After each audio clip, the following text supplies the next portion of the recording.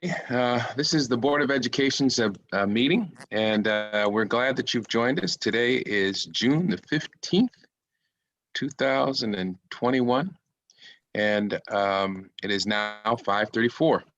We are, again, pleased, that is, the Board of Education is pleased that you have chosen to join us. I just came in from outside, as I'm sure perhaps some of my colleagues have, and it's a beautiful day outside.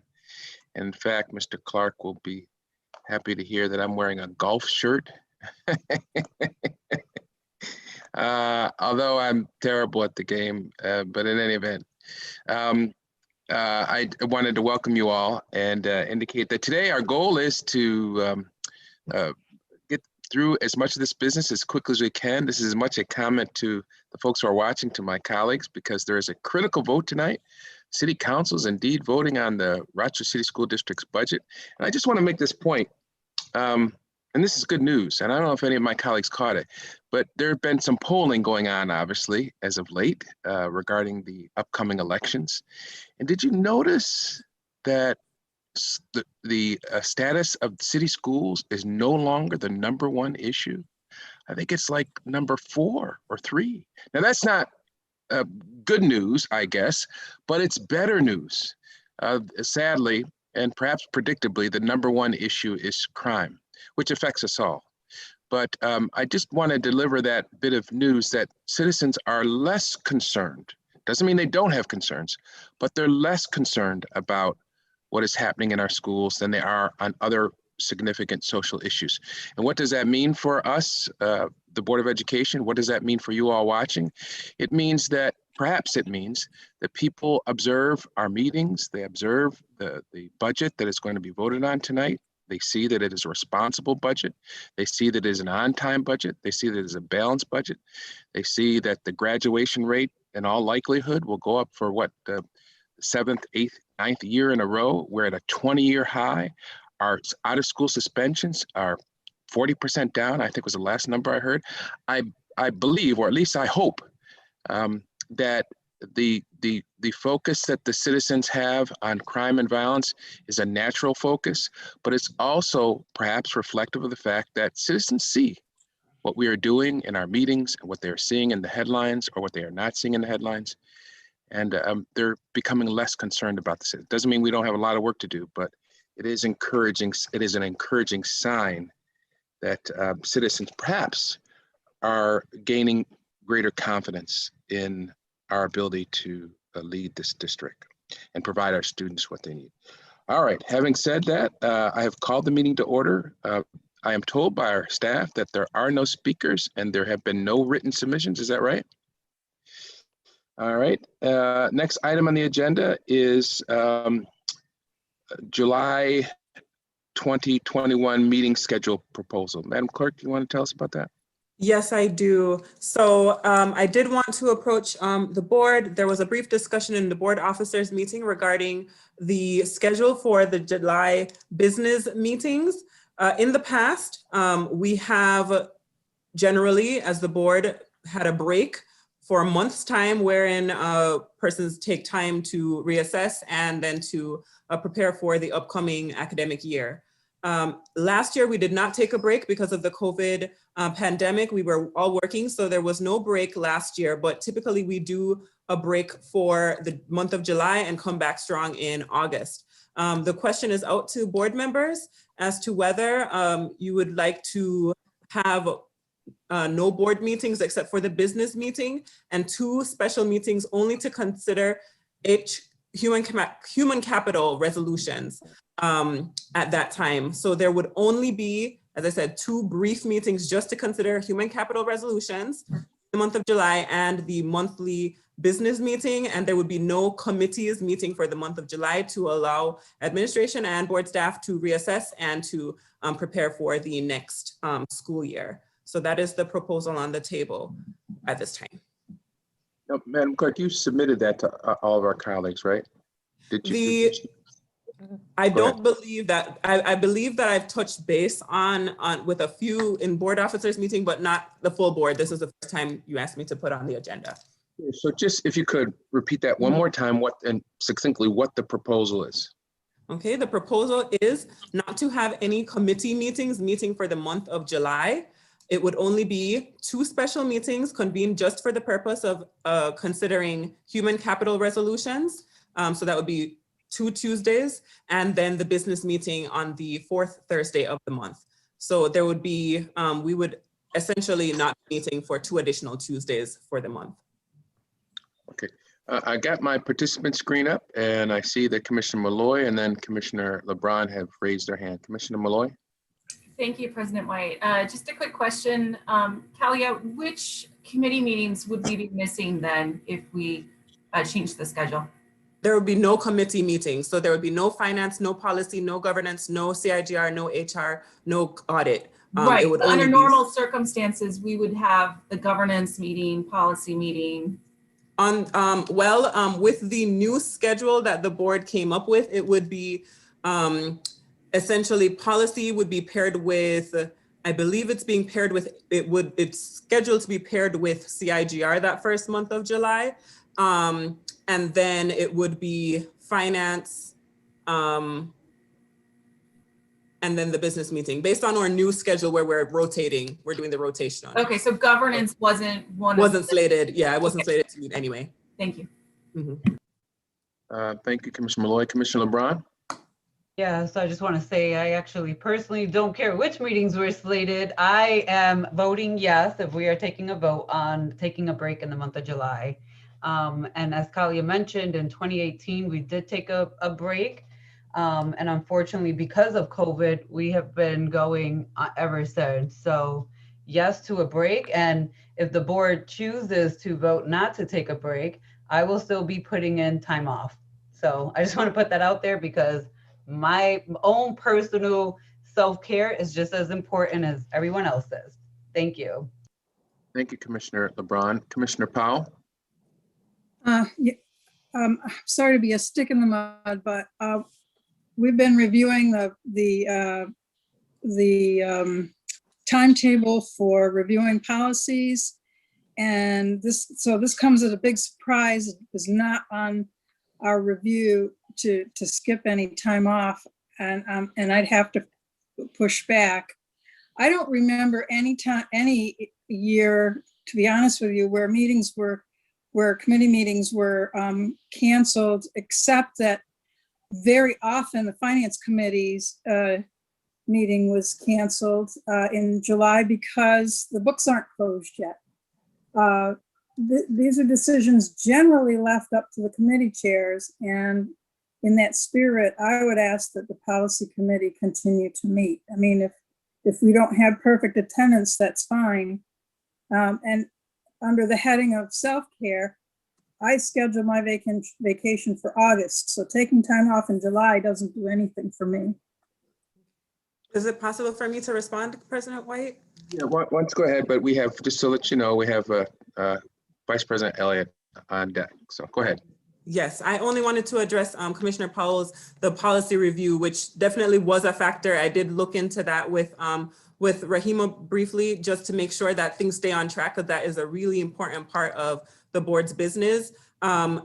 Prep meetings and things like that will still continue for the month of July. It would just be where the board is meeting as one during the special meeting. So the policy review committee would still be meeting in order to make those deadlines happen. And there's nothing slated for acceptance in the July meeting that wouldn't be able to be reviewed ahead of time for the schedule. So we wouldn't have to do a first, second reading for anything on the schedule.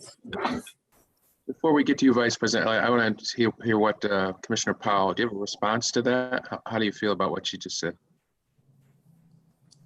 Well, the first, second readings and so on aren't really the important ingredient. It's the actual hearing the progress of the administration on the various batches of work that are done at subcommittee level. Yes. and getting them passed through the committee so it can start that first, second in clock. Yes, and the subcommittee will continue to meet. And have those discussions with administration. Policy would take place in August, the first week of August, Tuesday, and we would be able to pick back up with considering policies at that time. I wonder if GAR doesn't need to meet, maybe we could be paired with, postponed and paired with another meeting, or another committee that does intend to. Vice President Elliott? Yeah, I thought that we had on the table July and August. So I'm wondering, how did we get down just having a conversation about July as opposed to July and August? Do you want me to? So, well, since I don't have any conversation, so let me just put it out there to the colleagues. I was suggesting that we did July and August. So let me just throw that out there. I'm willing to meet in August, but I was just thinking that we really do need a rest from committees. And I was thinking July and August. So I'm just putting that out there for the board's consideration, that we do both July and August. Commissioner Malloy? Thank you. Honestly, I don't really care either way. I just, helpful for me, at least as the chair of governance, I don't know when this proposal came forward, but just in the future, if something like this comes up at a board officers meeting and it's getting talked about at an upcoming meeting, it would be really helpful for me as governance chair, seeing as how I am in charge of these calendars and need to be in the know on that. It would be super helpful if I could be included on that type of correspondence. Thank you. And I'd just like to say, Ms. President, you can respond. That's a point well taken, and I apologize for not including you in that, Commissioner Malloy. No worries. Point very well taken. Thank you. By way of background, Commissioner Malloy, this came up at an officers meeting and as a proposal from staff and from administration. I think that's a fair characterization. And the conclusion was, since it would impact all board members, that obviously the board officers couldn't make a decision on their own, that we should bring it to the full board.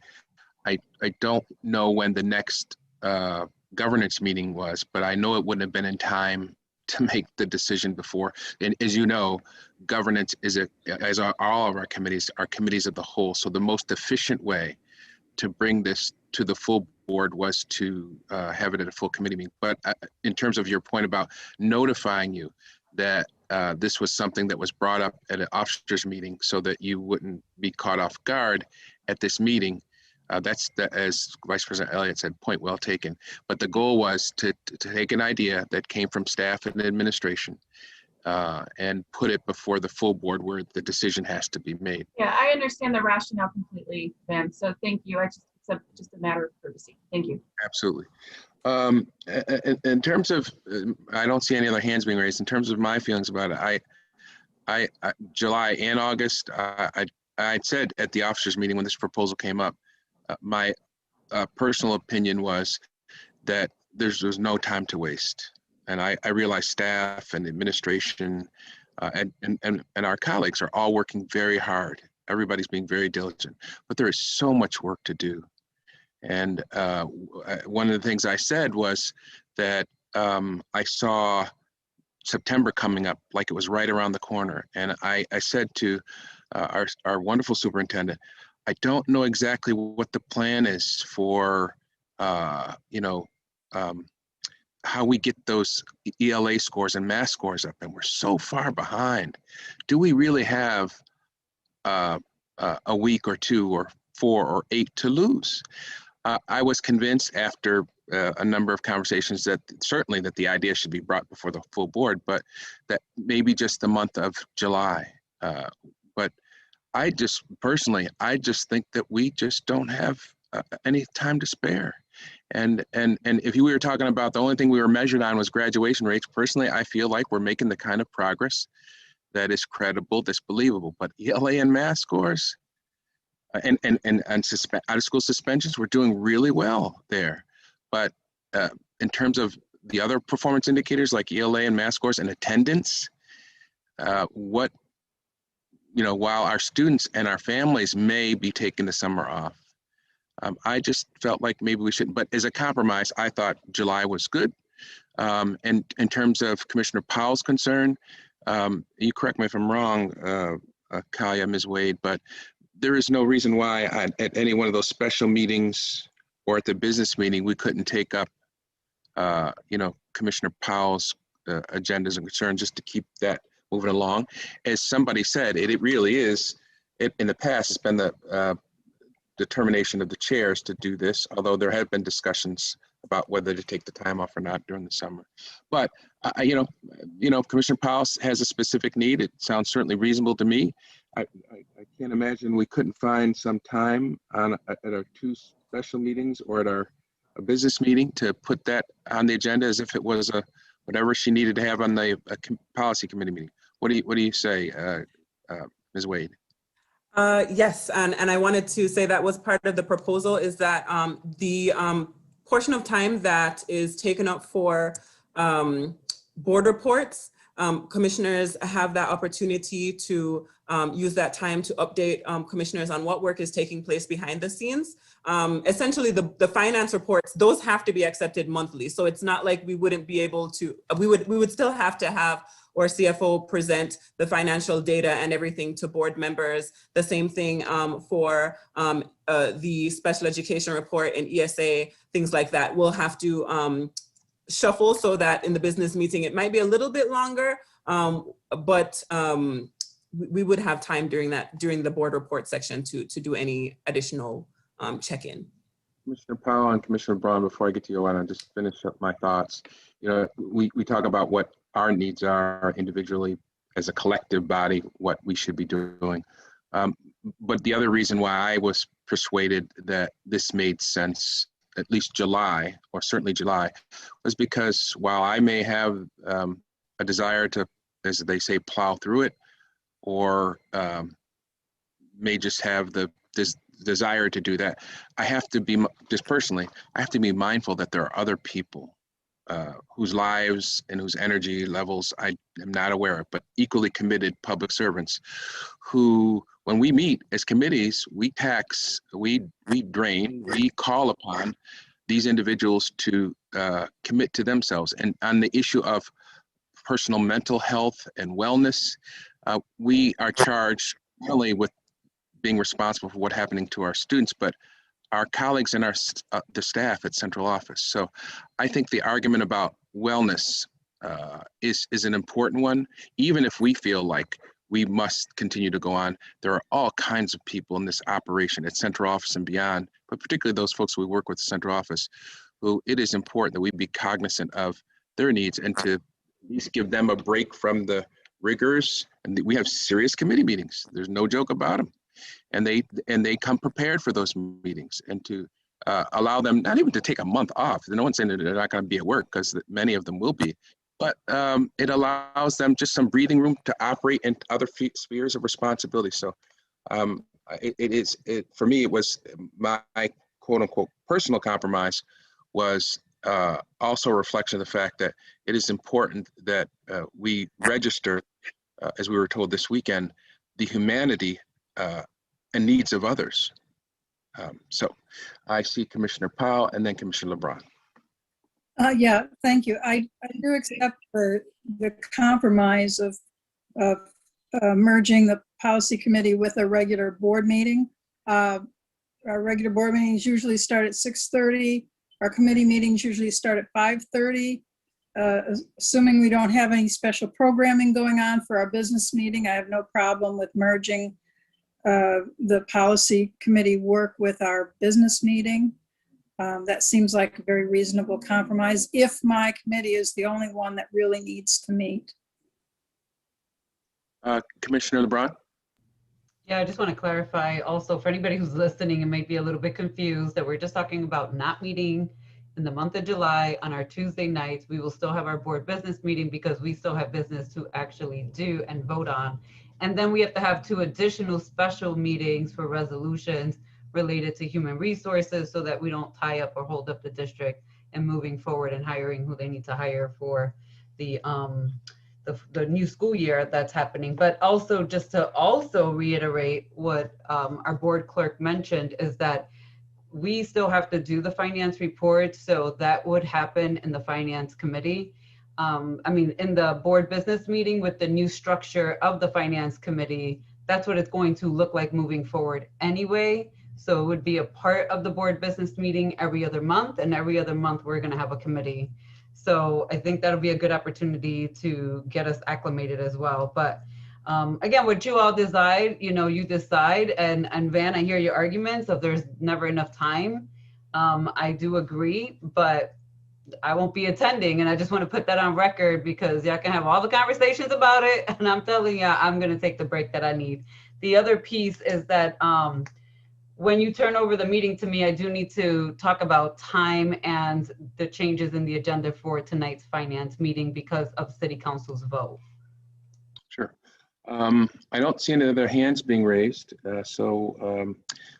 What I take from this, and someone can tell me if there's any objection, that we will go with the proposal as described by our clerk, Ms. Wade, with the alterations or amendments as suggested by Commissioner Powell.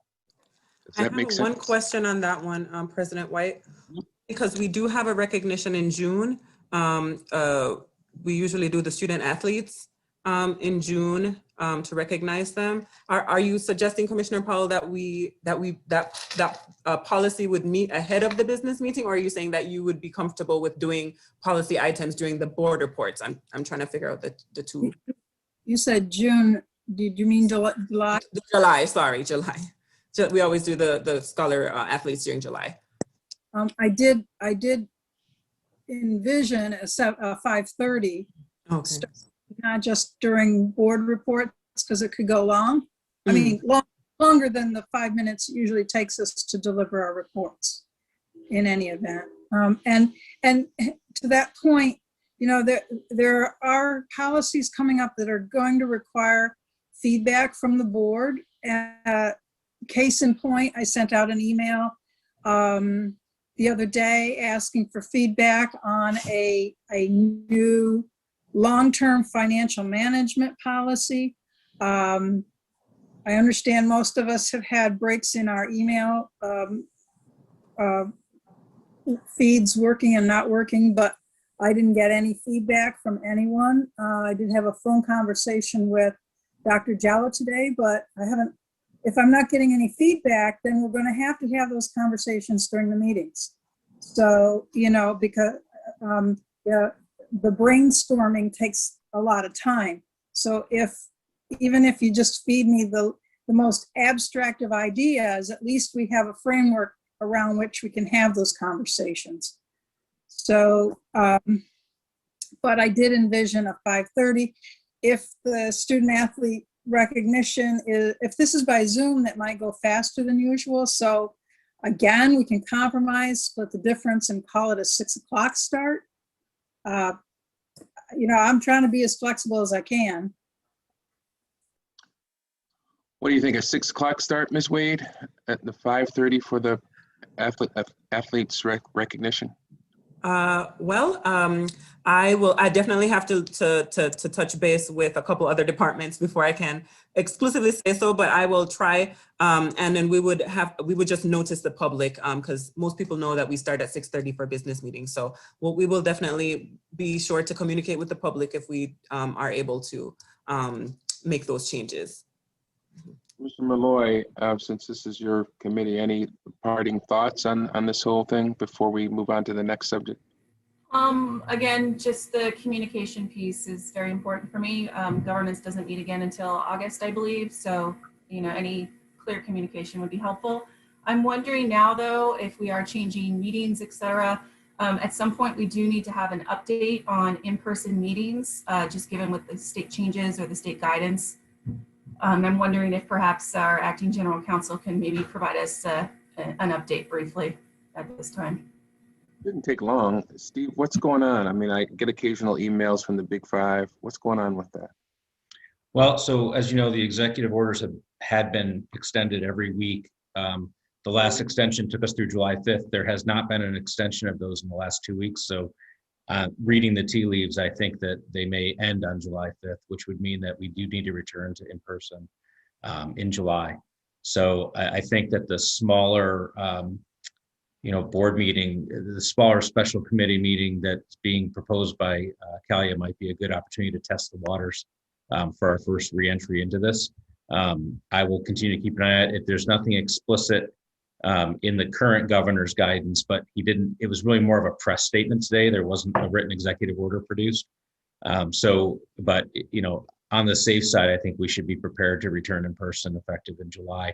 I do need to talk to the facilities people and see, there's some discretion in the current guidance that we have that says that, pre-K through 12 schools are not being released.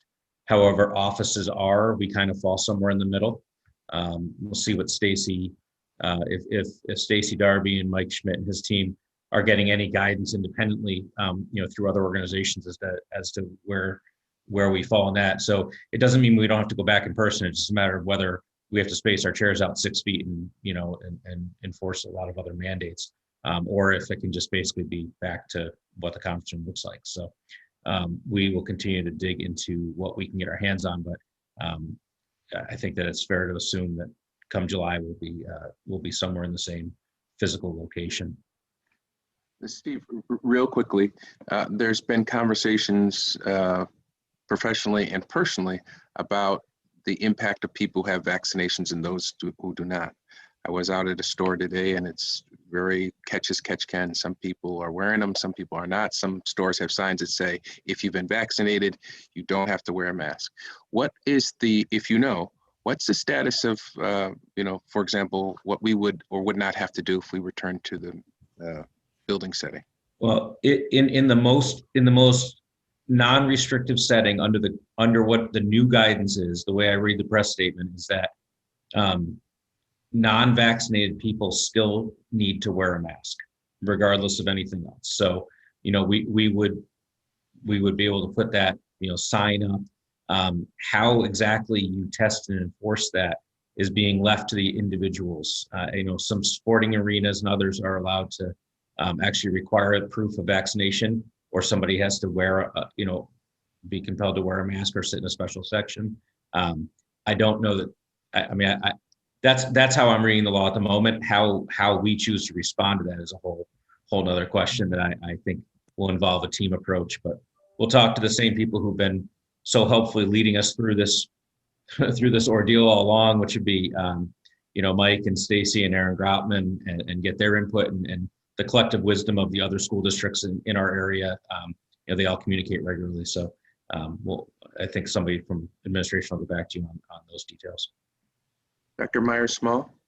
Sure. Thank you, President Wayne. Good evening to everyone.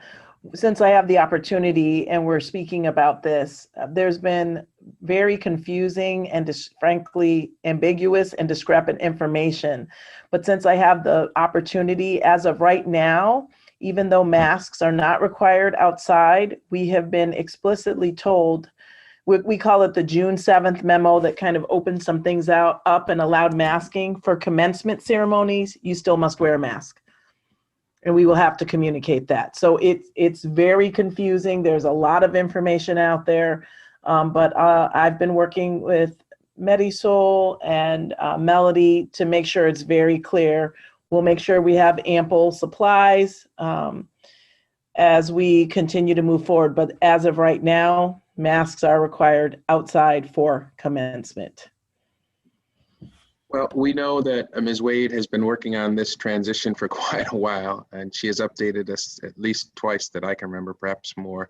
We obviously know that Mike has been working on this, Steve, our superintendent, as Commissioner Malloy has asked, and others, please keep us up to date. Obviously, we don't want to be caught off guard on the day before meeting saying, come on in. We all have plans and preparations to make that transition. So please keep us informed. I want to just very briefly go back to the issue of the Commissioner Powell request. What I'm going to do, unless there's some objection, is leave it to our Commissioner Powell, Commissioner Malloy, who's obviously our governance chair, and Kaya Wade, our clerk, to work out those details in terms of the policy committee and how they will meet. no one has an objection to Commissioner Powell convening a meeting. The task, therefore, for the three of you, Ms. Wade, Ms. Powell, Ms. Malloy, is to figure out a way to make that happen. I haven't heard any other chair say they want to meet during the month of July, but I do hear Commissioner Powell making that request, and given the work that she and Rahim have done to keep us on track, and I commented on it and complimented her on last week, I think they should be able to continue to do that. So if you all could figure out a way to make that happen, board members who can be there will be there to support that good work. Okay, next item on the agenda is, ask you, actually, Commissioner Powell. You're going to take care of our second reading for 3 policies, changes, or amendments. Okay. Well, it's more than 3, but we're taking in 3 batches. I don't have them in any particular order. The code of conduct is one of the 3. We don't have any speakers at all, so obviously public comment we're not going to hear, but if there are any questions or concerns or comments from my colleagues, this is the second reading. So the third being when we vote. So if you have concerns, now is really the last time to raise those concerns. Hearing none. Oh, wait, let me just quick check. I've got my participant screen open. So hearing none, the next set is all the part 3 of the special education policies. Following the same template we did before. I'm not going to call out each individual policy for comment, but these 8 are the remaining of the special ed policies. And if anyone has a question or concern about any of these 8, I'll open the floor for those comments.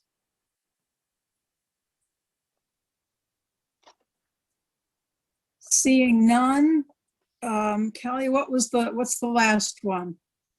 I don't have the agenda open. Sorry about that. The last one, in terms of the series right now, this is the... No, I mean, wasn't there one other policy besides these education policies in the code of conduct? Oh, no, it's just the code of conduct and then these 3. Oh, okay, I thought the third part of special education. Okay, so that concludes my portion of the meeting. President White. Thank you, Commissioner Powell. Next item on the agenda is the consideration of resolutions. We have 3, and I'm going to depend on our clerk to correct me if I'm wrong. We have 3 before the board today. That is true. 851 and 852. And let's begin with 850 because that's a little bit different than 851 and 852. I need a motion to discuss resolution 850. Is there a motion? Thank you, Commissioner Malloy. Is there a second? Second. Thank you, Commissioner Clark. Any questions or comments regarding this resolution entitled 850 to amend the authorizations? I'm looking at, for BOCES, by the way, I'm looking at my participant list. Commissioner Clark. Yes, thank you, President White. I just had one question regarding this. I went through the resolution, and the one thing I didn't see, do we look at the DEI policies of the bidders and take that in consideration also? Commissioner Clark, did we take the what of the bidders? I didn't hear that. I'm sorry. Yeah, diversity, equity, and inclusion policies. Do we look at that to make sure that that we're bringing in an inclusive workplace? I'll have to have Deputy Superintendent Martinez Davis respond to that for this one. Yes, good evening, commissioners. So I am going to actually have Mr. Schmidt come on too and help me answer that because I know that an RFP process was completed. So if Mr. Schmidt can provide with a little bit more of information about the nurses contract, because we do subcontract our nurses through BOCES. Yes. So, good evening. I also have Tim Schmidt and Aaron Grauberner here as well. So I can, and Carleen, so I can speak to certainly the nursing part of it with Aaron, but in terms of the other part of it, I'm going to have to defer to some others with some expertise in that area. Could I speak, please? Tim Schmidt, Director of Procurement. Thank you. So, Commissioners, as far as the RFPs, RFIs, in every instance, that's part of the scoring for professional services, part of the scoring rubric. And also we require the respondents to also provide the EEOC report for their organization, as well as there's a whole section that they need to fill out as part of their response, explaining how their business entity values inclusion and diversity in their organization. So yes, indeed, it's actually ingrained into the boilerplate of the RFP, RFI processes. And it always makes the scoring rubric as well as far as evaluations. Thank you. No problem. Commissioner Malloy. Just a question about the first resolution. Do we always contract through BOCES 1 for our nursing services? Is that typical? Yes. Yes, I'm sorry. Yes, it is. I have Aaron here as well. The reason why I'm hesitating is I've recently taken on the nurses in the operational department. So I've asked Aaron to join me for any technical questions. But yes, the answer would be. Okay, so do we have any type of like history behind that, or has it always been BOCES 1? Or yeah, we put out an RFP every 5 years. Okay. And the people who bid on the contract seem to generally be staffing agencies. So BOCES 1 has always been the preferred agency just because they really bring a whole program with nurses who are more experienced and more educated. We haven't really got a quality bidder other than BOCES 1. Okay, thank you so much. Yep. And Commissioner Malloy, I think the key thing too is that, so a nurse is a nurse is a nurse, certainly, but the ability to work in a school setting, as you know, is really critically important, and with the dynamics of working with younger students and patients. So that's critically important. And then just the only other thing is that I'm just so others know who may be listening, certain BOCES that we contract have certain things. So Monroe 1 might have a complement and list of things. Monroe 2 might have another list. The Genesee Valley BOCES might have yet another. So sometimes it's not offered at the other in our joint management team or JMT. And again, that's just point of information for others who might not know. I'm sure you do. Thank you. Commissioner Powell. Yeah, so Commissioner Malloy's questions was, have we always, just to restate history, so for as long as the responsibility has been ours directly, the answer is yes, but before that, the county provided those services. And when the county ceased doing so and we accepted the Monroe BOCES bid, many of those county nurses resigned from the county and took up positions with the BOCES. So there has been some continuity. If the RFP were to upend that, if the RFP process were to upend it, we may or may not have that continuity going forward, depending on how many nurses were willing to, relocate to another vendor. Because in fact, if BOCES lost the bid, they would immediately be laying off nurses, and those nurses would, in all likelihood, go to another bidder. Thanks for the history. Thank you. Bill, real quick, one of the things that we did many years ago after I got on the board was we recognized that the responsible bidders policy prevented people from getting contracts for a whole host of stuff.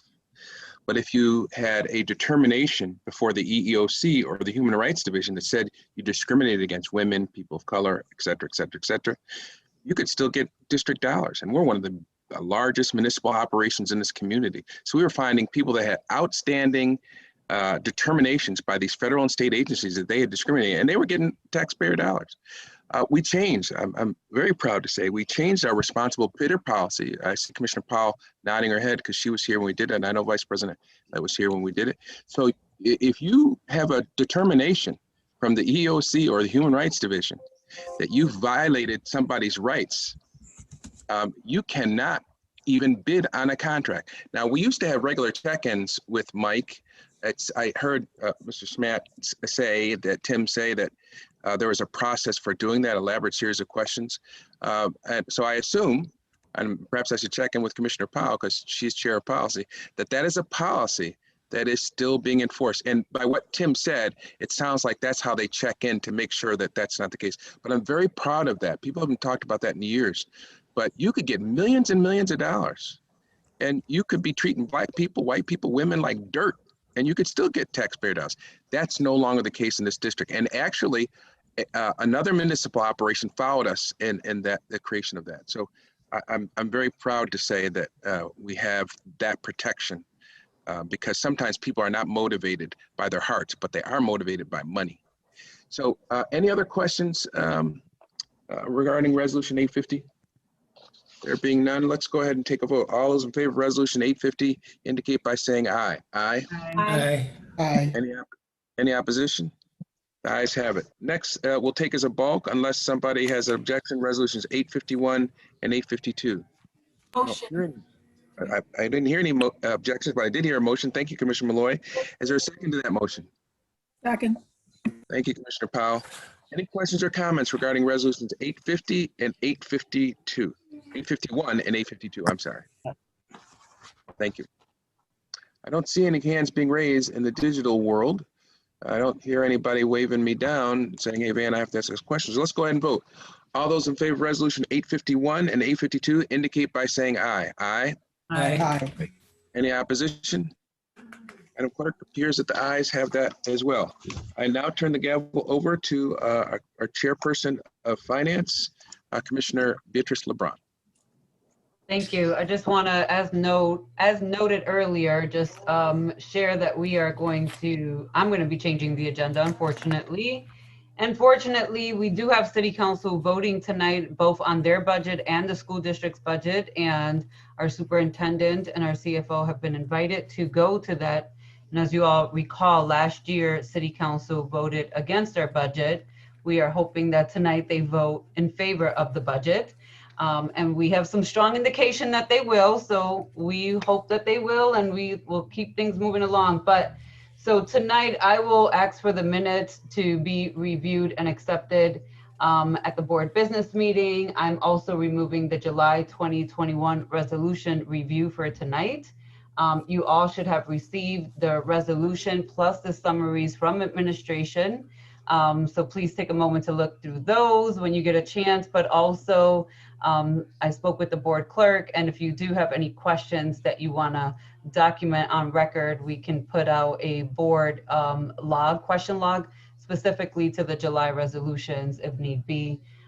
So I will just ask that you all email the board clerk those questions and our staff. In addition to that, the order, I'm going to have our CFO Pierce do the May 2021 financial report and trend analysis, the third quarter 2021 student activity funds and elementary activity accounts report. And that is all we will be reviewing tonight and going over. And then I'm going to turn it over to Steve for a very brief review of contract processes at the board at the next finance meeting, which will be in July. Kali, give me 1 second. I will send to you all some proposals on the H&K funds and a proposal that's been put forth. But I want to have a discussion first with Dr. Jallo. And this is part of Dr. Jallo's report and requirements and recommendations. So we do have something in place, but not up for tonight for discussion. Kalia? Yes, I just wanted to let you know that I think you're using the previous agenda. So the activities report was accepted last month, so that's not on this agenda. So it's just the May financial report, and then I know that Carlene has the trend report and things to discuss. All right, thank you. It's still on my agenda, just as a FYI. It says June 15th, but I'll have a sidebar conversation with you about that. All right, Carlene, you're up. Thank you so much. Good evening, President White, Vice President Elliott, Chairperson LeBron, and Commissioners. It's a pleasure to be with you this evening to serve the children of our CSD. As stated earlier this evening, we will be reviewing the May month-end reports. And Kalia, I think you're going to bring that up. As you saw in your packet for this evening, our positive financial condition continues as we bring fiscal year end 2021 to a close. As a reminder, the fiscal results that we're experiencing are the culmination of several factors. And again, I want to make this clear because I think sometimes this gets lost in the translation over the series of several months. We forget what we endured earlier this year. And so we know that the superintendents put in place the spending and hiring freeze that was implemented back in July 2020. We also know that a budget reduction was made in November 2020 in the amount of $18.9 million.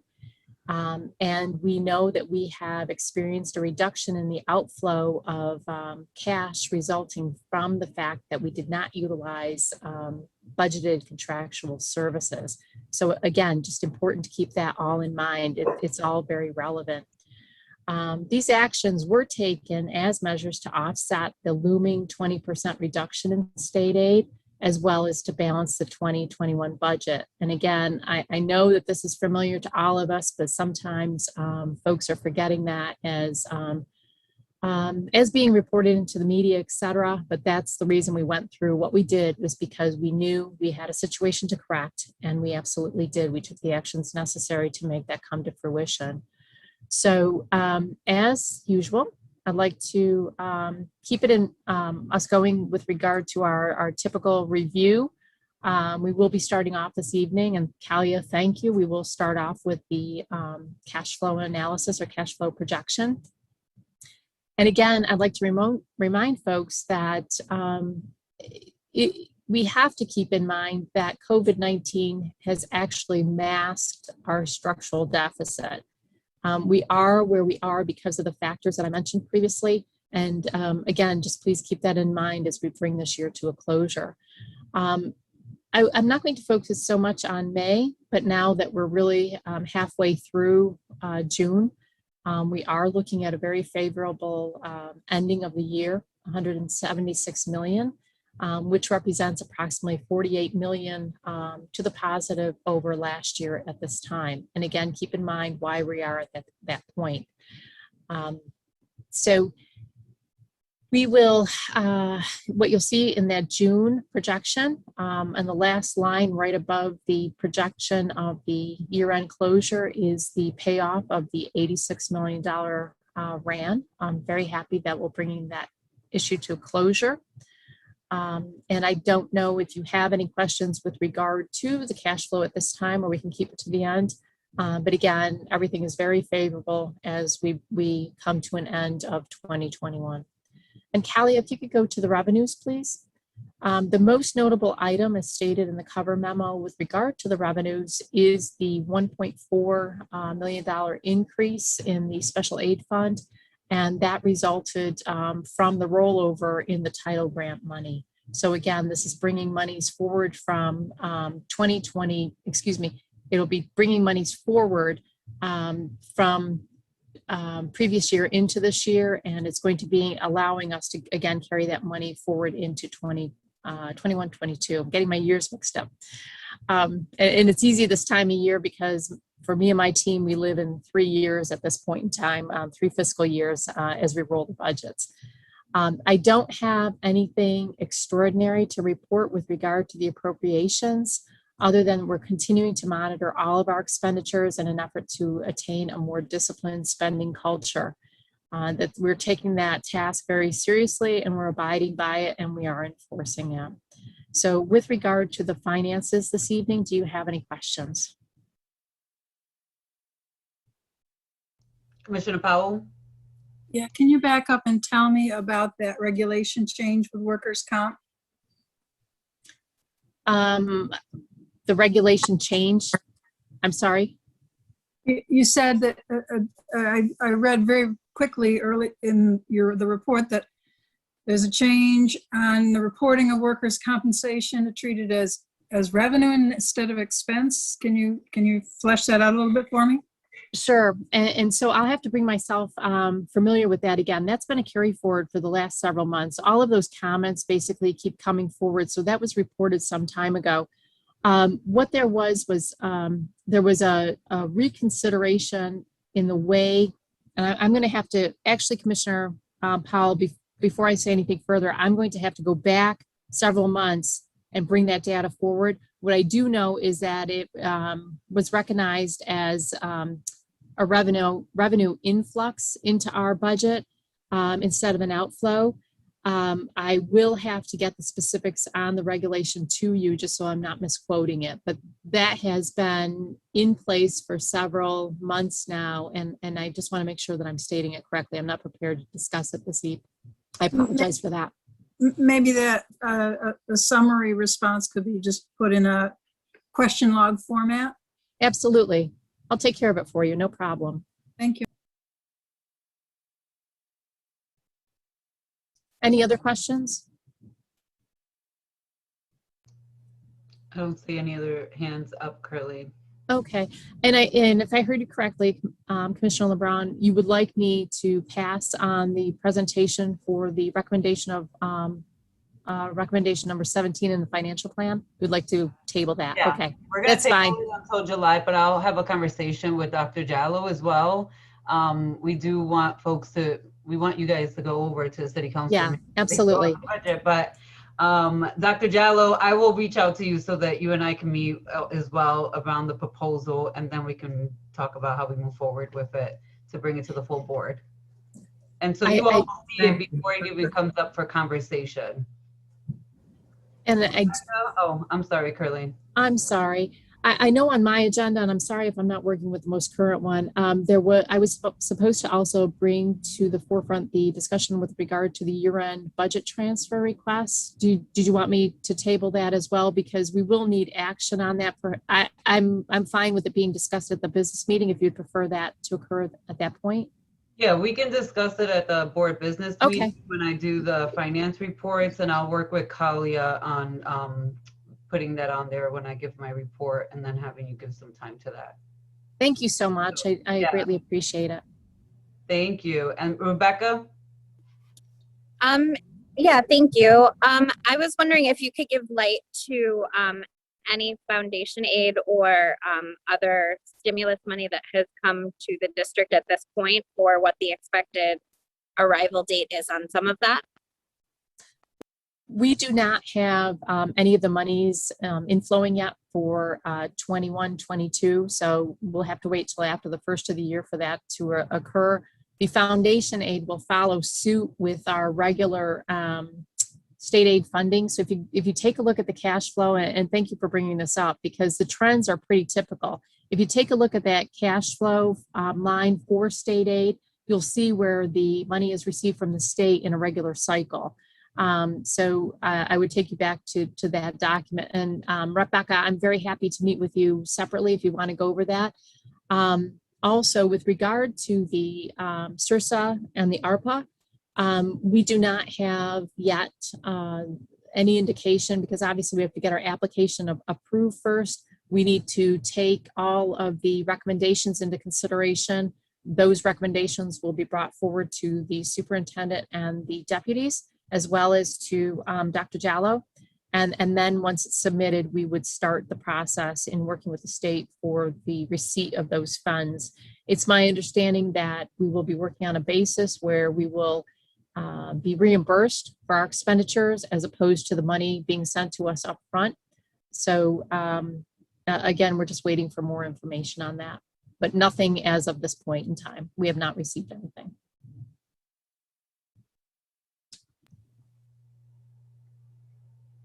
Thank you. Commissioner Powell. On the point of having to submit for reimbursement, thank goodness the state has come through with more foundation aid, or we wouldn't even be able to prime the pump, as it were. You know, these just, you know, one more example on top of all other examples of how the institutions that we rely on routinely set us up for failure. Imagine if we didn't get an increase in foundation aid, we would have to make a serious investment in ARP or CIRSA spending and hope that we got the reimbursement we needed. You know, the risk is always on us and not on the institutions that have made the promise. But thank you for clarifying that. Thank you. Seeing no other questions, thank you, Carlene. And I'm going to turn it over to Steve to talk about a quick review. Very brief, Steve. I am not the one who is not brief. And that was pointed at anyone in particular, President White? Just a statement. So I think the agenda item as it states I don't want it to be misleading. It's not going to be an explanation about how we process contracts. It's a direct response to a finding from the state monitor and recommendation that more contracts need to go through the legal department. And I think after talking to her, it's become more contracts need to be seen more visibly. There's a fair bit of money that goes through the district through purchasing in particular that the board does not see. And it's in part because of some existing board policies and some interpretations of these existing board policies. And so what I'm really talking about, the primary one is board policy 6745. And in it, it authorizes that the board has to, see all these contracts, but then it carves out some complicated exceptions, let's just say, that have been throughout the years interpreted by various people, in different ways. There used to be a regulation attached to it. It was 6745R. It was first put forward, I think, by Manny Rivera, and then it was pulled down at some point because the dollars didn't match anymore. The problem is we really do need some guidance. And so what I'm going to recommend, rather than getting into a lengthy discussion about altering policies, because I don't know that that's necessarily at this point needed, I'm going to recommend that we work to develop another regulation that puts some clarification around some of the terms that are used in there. I think it's going to result in more contracts or even commodities purchasing coming through the board, because right now the primary exception, and it's huge, is if things are purchased through what's called a piggybacking contract, which is the state designates certain vendors as pre-approved. In your policy, those don't have to come to the board, or at least that's become the interpretation, and it's a little unclear as to whether that was the original intent of the board. And so we're talking, millions of dollars at a time in such things as computer software purchasing, hardware purchasing. It could be books, it could be physical plants, anything purchased through the use of these piggybacking contracts, which are, generally the vendors have been pre-sorted. New York State has vouched for them. There's standard contract terms that are in place. So it's not something that would come through my department. I'm not worried about it being a matter of contract. It's more a matter of being visible and the board knowing that these are the expenses. I mean, I kind of liken it to somebody saying, well, you can shop. There are dozens of grocery stores to shop at, but I'm telling you can only shop at Tops. But I don't tell you, how much you can spend or what you can buy. And then I don't see your grocery list when you're done. And so that's what we're trying to clarify. And I think that should hopefully, I think that's the best way to do it. I can work with Dr. Jowl, with the finance team, and then bring that back for maybe board consideration as to whether that's what people are thinking. We don't often bring the regs. We don't have to bring the regs through, but I think in this case, it's a good idea. After we work on one, to bring it and say, is this what people want? This is what people think. But because it's not necessarily a matter that the policy language is wrong. It's just that over years, it's been so long since anybody was even around when this was developed, and I hope that addresses, the primary concern for Dr. Jallo, which is really more of a matter of transparency in both procurement and even, I don't even think in some of these cases that you see a report afterward, because that there's no calling for that. We provide you, for example, with a full report of all contracts executed under $35,000, because those don't come to the board in advance. But there's not a requirement, there's not a similar requirement for purchasing. And so I think it's kind of fallen into a little bit of a black hole that we want to open up. So tell me your thoughts on that. And, or if you prefer to proceed another way, we can bring it to the policy. We can make it a matter of policy, and we go to the policy committee, and we can pull it out of order and start working as fast as possible. I'm open, but I think that's my suggestion is what I think is the quickest pivot on that. Thanks, Steve. Commissioner Powell. Yeah, to your point about the piggybacking, presuming that it was in the budget, something as big as the PeopleSoft upgrade of $7 million could go through without the board seeing it, because we've been told that that's one of those pre-cleared vendors. I think we might find ourselves in a position where we have to split the baby, where some policy language needs to be part of the solution, where the vast majority of it would be an updated regulation. And even if you have an old version that Manny signed as the starting point, that's better than nothing. But it doesn't really need to be taken out of order, because the finance policies are next in the pipeline, unless and until something changes. I look forward to hearing from my colleagues on that, even if it's just an email to say that you're comfortable with Steve's recap, or you're concerned enough that you'd want to see us really dive into the policy language that exists today. Thank you. Just a brief point. The new Oracle system did go, because it went through an RFP. So we do have that under contract, luckily, because that is a massive expense. But other things, smaller but still significant, are what we're talking about. Thank you. Thanks, Steve. Rebecca? Yeah, thank you. So what account do these items get paid out of? Because from what I've been seeing, that there's audits on everything. So where are these expenses tracked to? Whatever individual department is making the purchases. So it's many accounts. It can be, it could be IM&T, it could be teaching and learning, it could be, everybody uses the procurement process, so it could be any account. Commissioner Malloy. But just for example, I'm sorry, but just to clarify why I mean that, you pass a budget, the budget allocates, say, $6 million for, an infrastructure improvement. That department is then free to make the purchases necessary to act on that in whichever way they deem. And if they choose to use piggybacking contracts, you may not see those. I think that's the hole that we've fallen into here.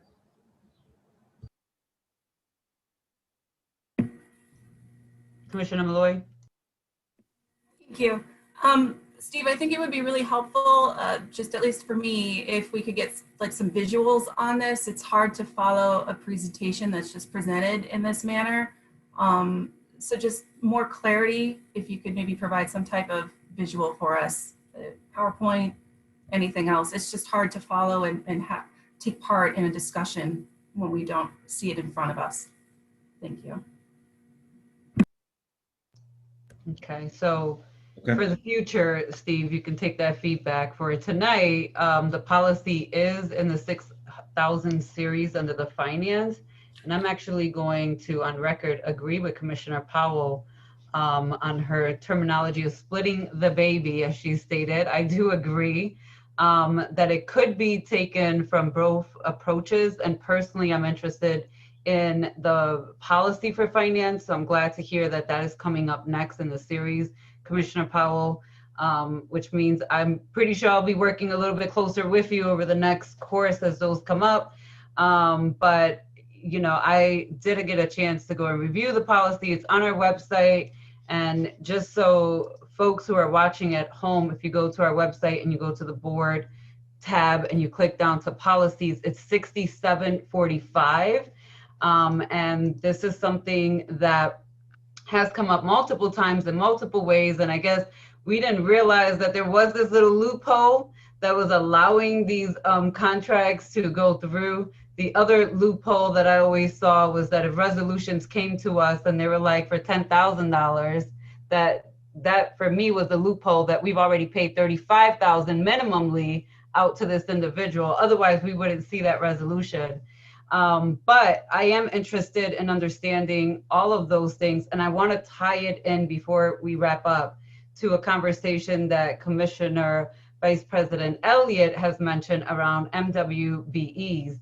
And that is the conversation that she and I are going to work together on to bring to this board through a finance committee in the future, to really start looking at that process. And it kind of goes back to Commissioner Clark, what you kind of brought up with the BOCES piece, right? So we have loopholes in that process for us internally too.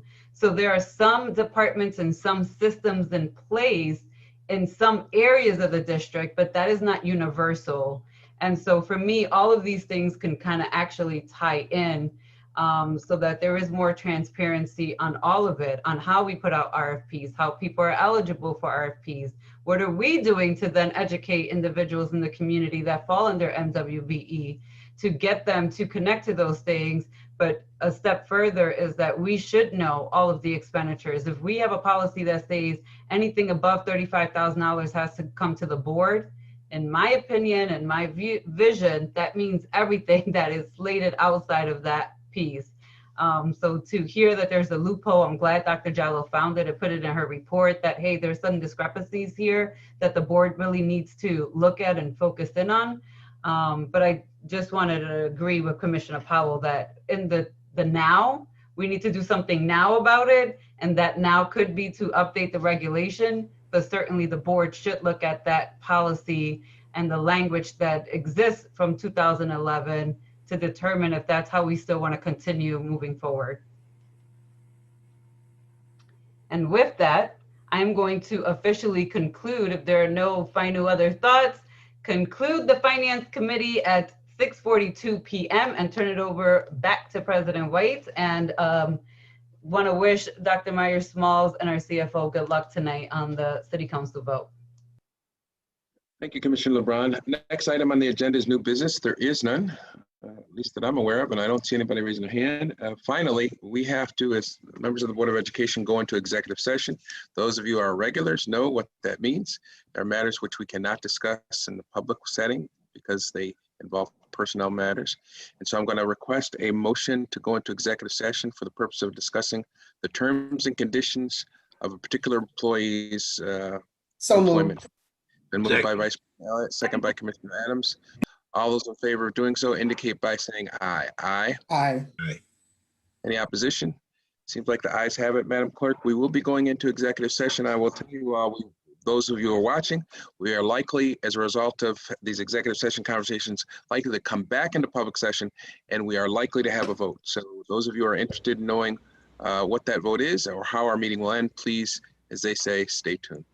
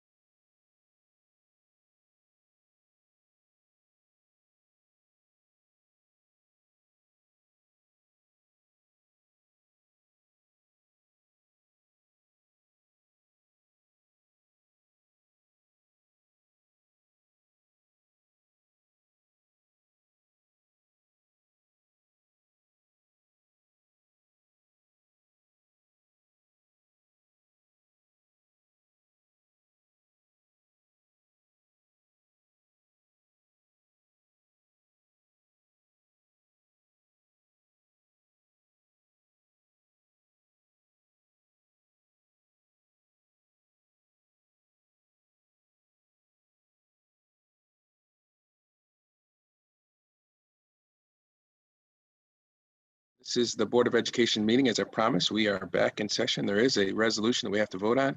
It is Resolution 853. Is there a motion? So moved. Thank you, Commissioner Malloy. Is there a second? Second. Thank you, Commissioner Clark. Are there any questions or comments regarding Resolution 853? Commissioner LeBron. Thank you. I just want to implore this board to pay attention to this position, and as it moves forward, to review the data, the effectiveness in the future to ensure that it's doing what it says it's going to be doing. I just want to put that on record. Thank you. Thank you, Commissioner LeBron. Any other questions or comments? All right, Madam Superintendent, we're going to go ahead and take a vote. All those in favor of Resolution 853 indicate by saying aye. Aye. Aye. Aye. Any opposition? Nay. No. Notwithstanding those 2 nay votes, it appears that the ayes have it, Madam Clerk. Madam Superintendent, your resolution requesting the appointment of the particular employee has been approved. I think this now calls just for a motion to, oh no, we have to do our survey, right? Can I just say just one quick thing? Tomorrow, the Rochester City School District, the City of Rochester, Monroe County Public Libraries, we will be doing a press conference to let learning know that we have some unfinished business, and we will be talking about all of the supports that will be available both academically and enrichment-wise for Rochester City School District students. So we will be doing that at School 33 because of the unique features of that school. And so please stay tuned for that. We're gonna kick unfinished learning's butt. So we look forward to providing lots of supports for our scholars over the summer. Excellent. We appreciate that information and hope that parents and students take advantage of it. Now, to the survey.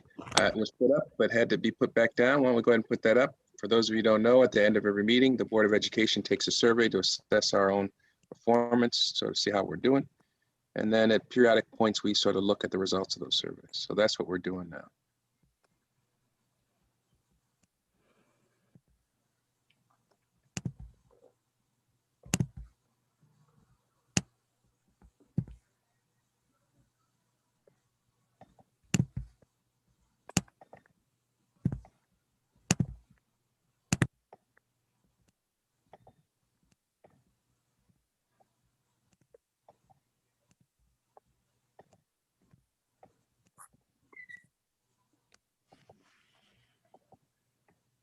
Okay. How's everybody else doing? One last thing, President White, please, and thank you. I promise it'll be quick. To you, President White, Commissioner Clark, and to Commissioner Adams, I've already wished my cabinet members. I want to wish you a happy Father's Day in advance. Thank you for being super dads. And I hope, as I shared with our cabinet, that you are able to do what you want to do and not what your family wants to do. And thank you for accepting the multiple gifts that we made at school, the ugly ties that we bought for you, and all sorts of other gifts that we gave you in love, but we meant it with the most sincere heart. But thank you for being amazing dads, and I hope Sunday is all that you hope for it to be. And yes, President White, I will find you, Commissioner Clark, and Commissioner Adams, and you will have a sweet treat. Okay. Thank you. Yes. But happy Father's Day, and happy Father's Day to all our fathers. All right. We just thank you very much, Superintendent. We need did we do a motion to adjourn? Oh, motion. Thank you. Second. I heard somebody say second. Second, Commissioner LeBron. All those in favor of adjourning indicate by saying Happy Father's Day to all the dads. Happy Father's Day. And I. Be safe. Take care.